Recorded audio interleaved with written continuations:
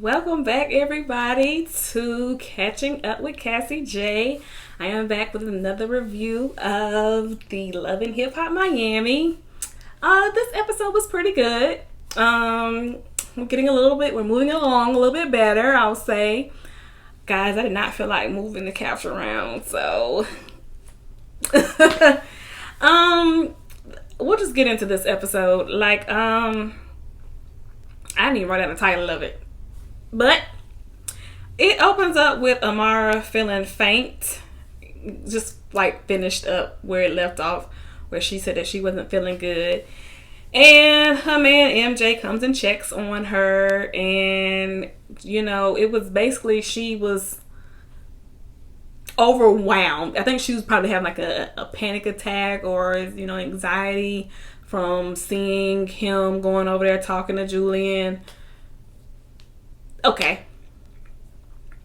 He gets her out of the club and was just basically telling her, I have your back. That's what you seen, me having your back. And just know that I'm going to always have your back. We move right along to Hood Brat talking to the ladies and telling... So we're still in the same... We're at the party still. And she was telling... I think I be messing these people's names up because they don't be having regular names. What happened to, Ashley and Brittany? Regular names. But Sukiana. Telling her that when she met up with Nikki Natural was talking about how she felt like at Trina's audition that she did the best. That she did better than all of them.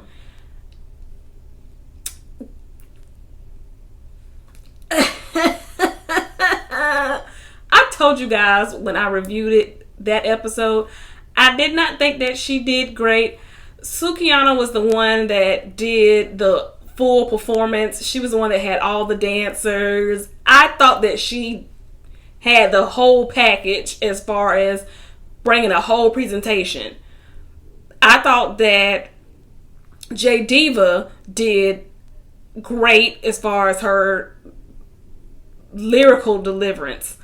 So Nikki Natural was at the bottom as far as I was concerned out of those three. But Nikki Natural said that she did the best. And you should have confidence in yourself. You should feel that, you brought your A game. And that's kind of like what she said. She was like, I brought my A game and I'm confident in my abilities. Now, when they confronted her, Shay decides that she wanted to jump in and basically was saying, what's wrong with saying that you are great and you did do better than everybody else? That's what you should be doing. Now, there's nothing wrong with that. I agree that, there's nothing wrong with having confidence in yourself. But what they were trying to say to her, to Nikki Natural, that is, was basically that you don't have to drag somebody else down to build yourself up. And I do agree with that too. You can say, I feel like I did great. I brought my A game. As well as everybody else. And leave it at that. Whether you agree with it or not, you can just be like, I felt like I did good. I brought my A game. And just say that. Now, if you don't think everybody else brought their A game, just don't say nothing then. Just be like, I did what I was supposed to do. But she didn't. She went ahead and was just going in. And Shay, I just feel like, Shay, baby, you don't know Nikki. Like, you just met her. Why are you trying to fight? Other than you need to be a part of a storyline. Just step back. That ain't your fight. That ain't your friend girl. You don't need to be a part of that. Let them two handle that before you get into some more mess that you need to be a part of. Apparently you didn't learn from earlier when you was over there fighting people and you almost got into some mess with messing with Joy. Trina, stop, because you about to cross the wrong people. You don't know people know. And sometimes that's how you get messed up, messing with the wrong people. But Shay got into it. She felt that she had to stand up and fight and argue. And the next thing you know, there's a brawl and the girls is fighting, and yeah, there's a girl fight. Shay always fighting. Now, Prima Donna, she decides that she wants to plan a party because she's back in Miami. She's wanting to promote that she's back, all her products. Prima Donna's main reason, she says, for being back in Miami is to further her empire. And she was talking to Miami Tip, telling her that, you know, I want you to come to the party. And Miami Tip said, okay, I'll be there, but I want to talk to you about how I feel as far as, you know, when you left and went to Atlanta. She was like, I'm proud of you, but I feel like you just left and I was one of your closest friends and you never looked back. When I called you, you didn't answer. When I tried to reach out to you, you just basically ghosted me. Now, Prima Donna basically said I had tunnel vision. I was out there trying to get my stuff together. I was trying to build. I was trying to get everything off the ground. And, you know, where we come from, we look forward. We don't look back. And I did not intentionally mean to leave you behind.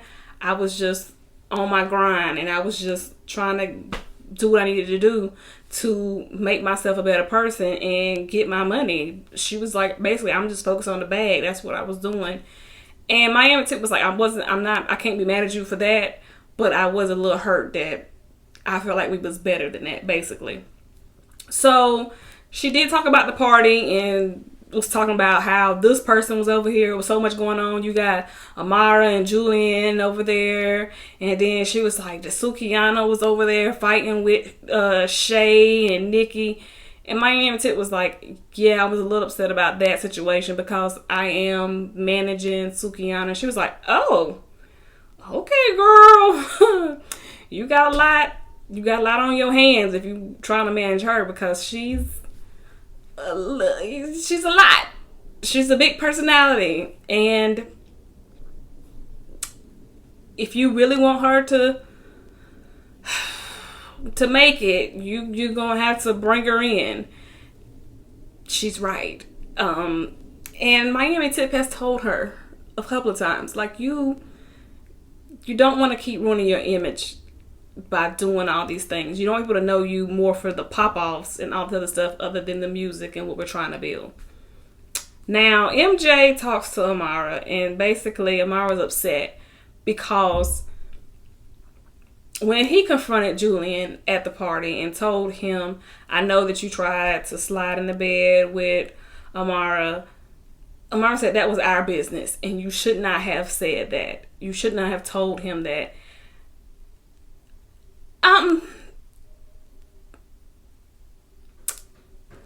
When she further explained her reason for that, I understand where she was coming from. Now, I don't necessarily agree 100%, but she's entitled to her feelings. She basically felt like Julian's her manager. Julian controls her career. MJ does not agree. MJ was like, that is not your God. You can go on without him. We can move forward with life. Your career will still happen. We will still make moves. We can still get deals. This is not the end. Julian wants you to feel like that. And that is definitely the definition of somebody controlling when they tell you, you cannot be anything without me. And I can see that with Julian. I feel like he is the type that wants you to feel like I am your everything. And without me, you'll be nothing. And he has gotten her to feel like that. So she was like, you telling him that he is going to be upset with me now.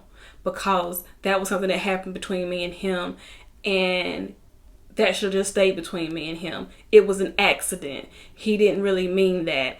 And we moved past that. And we're working together now. Now, the thing I didn't understand was, she says whenever they go out and they travel and they're doing this business, they're on the road and stuff, they always share a room together. Now, I'm going to be honest with you. I'm in a relationship. And I know that my man would not be okay with me sharing a room with another man, especially after an incident like that. And for her to feel like he should be okay with this and to get upset with him for having the reaction he did, that's not fair. And I don't feel like that it's logical for her to have that attitude behind it. Nonetheless, MJ basically told her, at this point, I want you to understand that you have a lot of support around you. Your career and your life will thrive and continue on without him. We will continue to grow and thrive without him. What we're going to do is we're going to go see a lawyer. We're going to get this paperwork together. Let him know he will no longer represent you. We're going to handle this the correct way. We will go on. We're going to see how, I want to see how this is going to turn out, because I don't feel like Julian is the type to fight fair. I mean, we see the issue that Trina's having with him. I just don't think that that's going to go well. Miami Tip and Sukihana talk, and they talk about what happened at the party. Sukihana basically was saying, listen, this is who I am. I'm not about to let nobody, disrespect me. And, Shay should have kept her mouth shut. Nikki over here talking about she better than me. She ain't better than me. She has that's part of like her upbringing. That's her attitude. That's her, I'm not about to, nobody gonna punk me. But Miami, I understand Miami Tip, because, Miami Tip has that in her too. She's been known on seasons to go off on people too. However, she wants her to understand that we're trying to grow and be better. So let's not continue to be like that. Now, Sukihana did say that one of them stole their phone. She didn't know if it was Shay or Nikki that stole her phone. She said, so now we have another problem. And I'm going to have to go see them about this, because you don't took my phone and this is a problem. I mean, if somebody stole my phone, yeah, I want my phone back. So Nikki and Shay meet up. They talk about the party. So it's like everybody's meeting and everybody's talking about this party and what happened and their parts in it and all this other stuff. So these two meet up now. They don't become besties of friends. This newfound friendship. And they're just talking and, yeah, girl, I had to check her. Okay, girl. But we found out who took the phone. So they really did take her phone. It was Nikki who took her phone. And she over here talking about, yeah, I took her phone. She gonna have to come see me about it. Nikki, you're doing this because you know that this camera is rolling and you know that security gonna jump in. I do not feel like you would do this any other day of the month. I do not feel like you would do this on a regular sunny day in Miami. I just don't feel like you're about that life. Now, they was throwing shades on some, what is this, an iPhone 4, 3, whatever it was her phone. Give the girl her phone back. Don't make any more trouble than you need to. It was just petty. There was no need for you to do that. Joy goes and sees Trick to tell him that she was wrong about what she said about Nikki and Briscoe. She was like, they did not sleep together. So this is good news. You can call her up and work things out. Trick said, that ain't good news for me. I don't care nothing about that girl. Like, it's over between me and her. So Joy is like, well, what is it that you want, Trick? Like, I want you to find love. I want you to be happy. What is it that, how do we help you to find love? What's the type of woman you're looking for? He told her, look in the mirror. I don't know if this is real or if this is just like so you two can continue to have something to talk about from season to season to season. Because ever since this show has been on, excuse me, these two have been talking and going back and forth. So Joy has come to the conclusion that this is why Trick will not divorce her, is because he still is in love with her. She felt like it was about the money. He didn't want to pay her. Now she's like, oh, okay, it's just the money. So Briscoe and Hood Brat, they talk, and they was talking about the issue with Trick, and he was like, he wanted to talk to Trick because he was like, Trick was like a mentor to him, and you know, most people from Miami, they always look up to Trick, and Trick is like the OG to them. Excuse me. So it was like he wanted to just talk to him, and since he's back out, and clear up some stuff because of the whole Nikki issue. He wanted to give him basically his side of it. And so they was just sitting there and just vibing and talking about what they had planned as far as their music and everything, and, you know, working together and so on and so forth. So it was to me, this is one of them scenes of Love and Hip Hop that you like to see, because this is the actual Love and Hip Hop part of the show, when you're actually talking about work versus the drama of the show. So we're gonna see how this goes. Hood Rat did let him know that she did secure a spot on Trina's tour. So this is showing that she's gonna get in here and get some work done. So this is what I mean by, let's get to the hip hop part of Love and Hip Hop, not the drama all the time. Now, Hood Rat also showed that she was spending some time. They had a scene of her spending some time with her niece and nephews, and basically it was just, it's a sweet moment, telling her niece and nephew how much their mother did love them, and that she's working really hard for them and trying to do everything that she can do to secure herself so that she can get them so they can come stay with her and be with her, because she knows that that's where they want to be. Joy, Jocelyn, and Trina, they get together. So they're talking about the party, Briscoe's party. So like this whole episode, everybody's talking about Briscoe's party. And Jocelyn's like, oh, you know, how was it? And Joy was like, well, y'all should be glad that y'all wasn't there. It was a bunch of drama. So Trina was like, oh, girl, I'm glad I missed that. Jocelyn was like, me too, girl. And there's like, yeah, you know, I got to catch up with some people. Prima Donna was there. That was Jocelyn's introduction to be able to diss Prima Donna, basically saying, oh, Miss Piggy, you know, I don't like her. You know, she's did some people I know dirty and blah, blah, blah. Jocelyn basically was like, I know that, you know, they said she's having a party. Jocelyn was going to send her a gift. And Trina was like, well, what can we do to be cordial? Like, how can we build this? Can we make amends? And she's like, no, I don't want to make amends with Miss Piggy and blah. Just pettiness. Amara goes to see a lawyer, and the lawyer basically tells her that we sent the paperwork over to Julian's lawyer to let him know that you want out of your contract and you want to leave. And he's telling her that if you leave, you can, but I will take ownership of your masters, meaning that she will not have any rights to her music.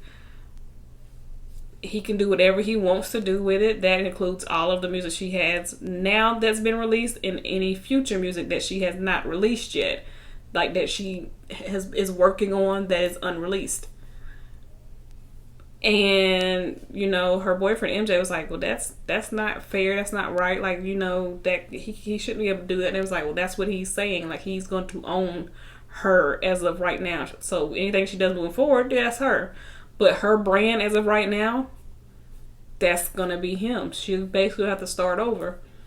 And Amara's just breaking down because she feels like she expected something different because she thought that they were friends and he would let her go. But at the end of the day, he's like, this is business and I'm gonna continue to make money off you like I've been making money off of you. But if you want to go, feel free to go and start over, but you'll be starting over with somebody else. But you won't be starting over with this that I built, because that's how his attitude is. I built you, but you ain't sung not one song, sir, so you don't own nobody. Now Prima Donna has her party. It's an all-white party.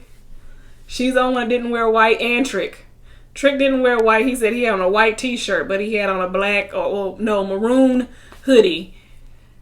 Like, Trick Daddy Trick gonna do what he want to do. Now Briscoe comes over and he talks to Trick and lets Trick know, like, listen, I just want to talk to you about Nikki. And he was like, bruh, we good on that. Like, me and you, we deeper than that. Like, we not gonna fall out over no girl. Like, that ain't gonna ever be the case between me and you. And he was like, well, I'm so glad to hear that, because, I look up to you. You like the big homie to me. And he says, this stuff came out with, about me and Nikki. It came out, or I was on a date with Joy. Now, when he said that, Trick's energy changed a little bit. What you mean, a date with Joy? He was like, yeah, I've been in jail for a little while, and when I got out, I wanted to see what was what and who was who.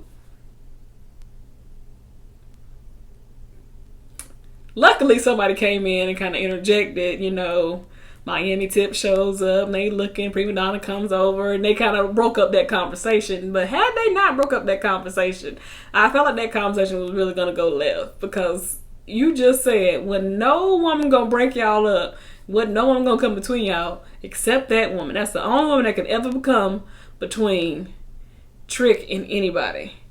So everybody's talking, and they was just, bigging Prima Donna up, talking about how proud they was of her. She been doing her thing. And Prima Donna gets up to give her speech.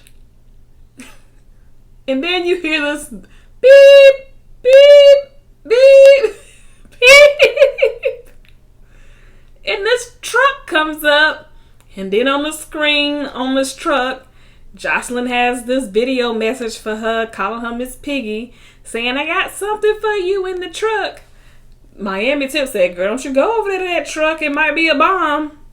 No, it ain't a bomb, but it's a pig. It's just a pig on a platter. And I'm just like, so these are the antics that we're going to be doing. Like, this is what we're doing this season. I feel like the pettiness and the drama is just beginning, because this is the time. It's starting to get real.